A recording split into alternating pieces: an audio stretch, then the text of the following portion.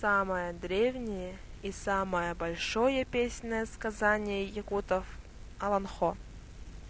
Сергей Васильев. Эрчимен Берген. Аланхо.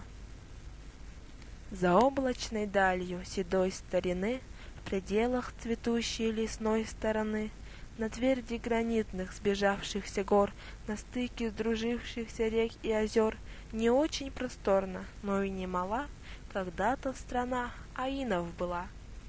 На самой средине страны той обильной своей уросе проживала обширной чета пожилая, старик Эриен с хозяйкой своею Эбериен. Годы прошли, и когда старики были уже к тому свету близки, стали в сединах их пряди волос, сына им как-то родить довелось.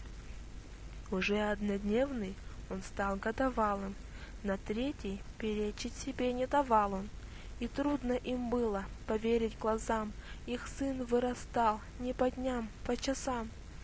Однажды под утро, раскинув постели, на речку помчал он сквозь заросли елей, по зелени мягкой, травинкой прямой, и тут же пропал, не вернулся домой.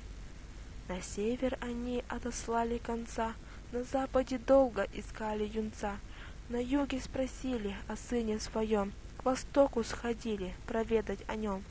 Никто об исчезнувшем добрую весть не смог в росу ниоткуда принесть, как будто растаял он вдруг облаками, как в море глубокое канул он камнем.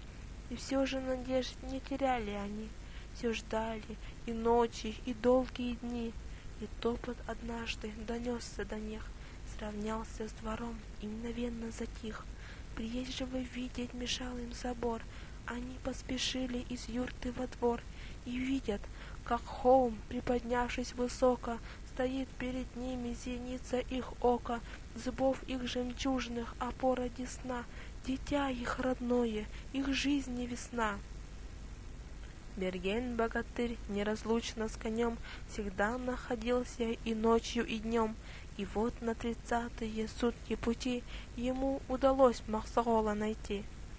Арат Махсогол не ждал к себе гостя, ходил, забавляясь в обширной елане, увидев Бергена, подпрыгнул от злости, извергнув из уст раскаленное пламя, и двинулся гостя встречать прямиком, махая огромным своим кулаком. Расправивши плечи, Берген свой черед с обидой и злостью рванулся вперед. И тут загудела под ними земля, столкнулись они, как два корабля. Жестокое было между ними сражение, утесы повергли они в разрушение, поля превратили в безжизненный прах, леса истоптали, как все на волках. Мгновение поймав Эрчимен удалой, за вражьи доспехи схватился рукой, ударил под локоть, метнулся, как птица, и мертвую хваткой обвил поясницу, да так, что противник под ним задрожал. Потом он коленом Арата прижал и выхватил острый, отточенный нож, на меч и отделкой, и видом похож, занес над врагом, но увидел он вдруг, все блеском каким-то покрылось вокруг. Тут взор Эрчимен оторвал от врага, взглянул, и его ослабела рука, как солнце девица стоит перед ним, косой ослепляя, и станом своим играет заря на прозрачных висках, заката огонь на цветущих щеках. Прекрасно, каких не отыщешь девиц, но капают слезы с чудесных ресниц. Тут ярость от сердца его отлегла, душа взволновалась, как только могла, и кругом пошла у него голова, когда он услышал девичьи слова. Жестоко и злобно вы били друг друга, что чуть не сошла я с ума от испуга. Вы оба в тенетах коварства и зла, и я не вмешаться никак не могла. Чего не хватает вам, я не пойму. Забудьте вражду, покоритесь уму. По племени рода вы оба свои, вы витязи оба народа Аи. Сними с него тяжесть железных колен, очаг не души наш могучий Берген. Тебе интересно проведать, кто я? Отвечу тебе, ничего не тая. Росла одиноко в просторном жилище, привыкла к обычной, обыденной пище, привыкла к свободе и к дыму костра. Берген, Я Арату, родная сестра. Не встретив красавицы краше свой век, смягчился Берген, как простой человек, подумав, ведь правду лепечет она, зачем убивать мне, мальца шалуна? С девицей пошел Махсаола в дом, на нары большие уселся с трудом, и жизни дальнейшей, обдумав пути, представил, что ждет его впереди. Затем обратился Берген к старикам. О грусти своей я поведаю вам. Есть мать у меня, нет жены и подруги, а всяк без нее, что седло без подпруги.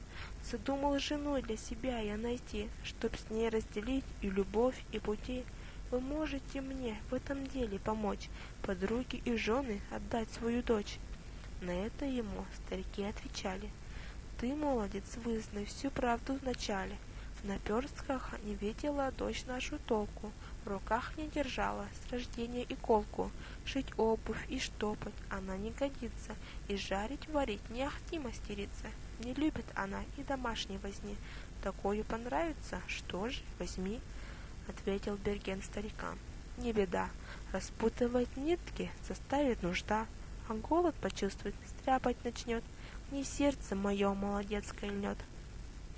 В тот миг от вершины плешивой горы, где хищно таилась до этой поры, чудовище-птица скатилась клубком, с глазами-тарелками, клювом крюком, и глухо рыча, как кровавый вампир, умчалась зловещий чернеющий мир. Послушай-ка новость, Уат Урбалден, нечистых племен удалой господин.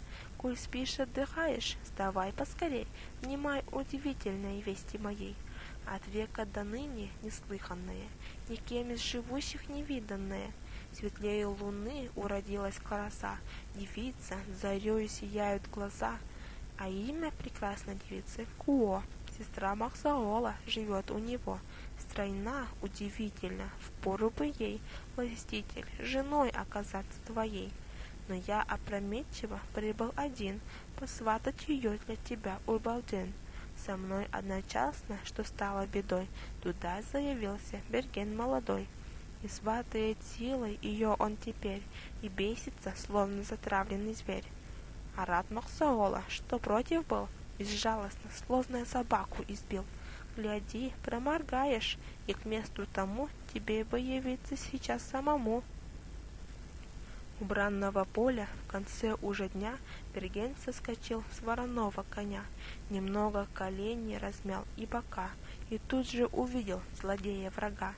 На лошади бегай с 6 головами, кляня все на свете дурными словами, спешил к нему грозный Уат Урбалден, и рта изрыгал то пламя, то дым. Без слов налетели они друг на друга на самой средине широкого луга. Надеясь осилить друг друга руками, схватились и стали месить кулаками. Кровавый подтек, кто ударит куда, и что не размах, для обоих беда. День-ночь сменялся 12-й раз, они не смыкали прозорливый глаз.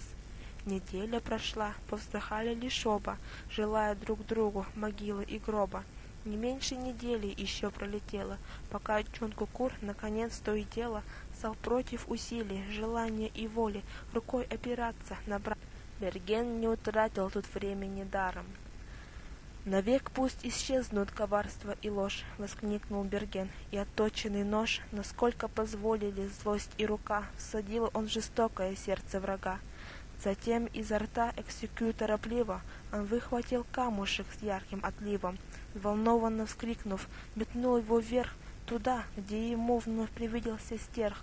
Разбился тот камушек, и из него на руки Бергена спустилась Куо.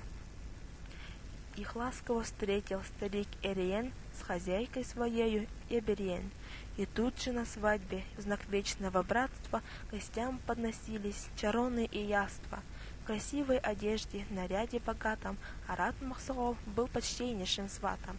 Могучий Берген угодил в хоровод, где имя его прославлял весь народ. Ты спас от беды нас, развеял ненастье, да здравствует солнце, да здравствует счастье.